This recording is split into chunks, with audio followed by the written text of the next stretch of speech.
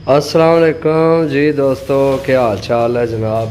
Check करो हाँ 43 44 जनाब माशाल्लाह। जा रहे हैं चक सवारी। सही है तो अज भरावां की अपडेट देने रहा नाल ते अल्लाह खैर करे जनाब।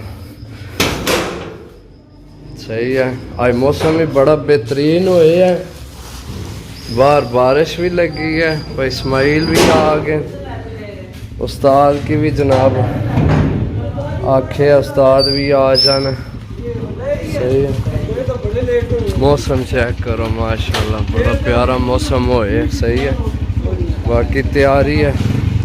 लो जी चाबी दोस्तों, चक सवारी जा रहे हैं। सही है, अपने भाई तो उन्होंने यार अगू बाजियां में टूरनामेंट भी है तो उन्होंने जनाब कबूतरा ना मसला बनया तक है मेरी रिहाइश।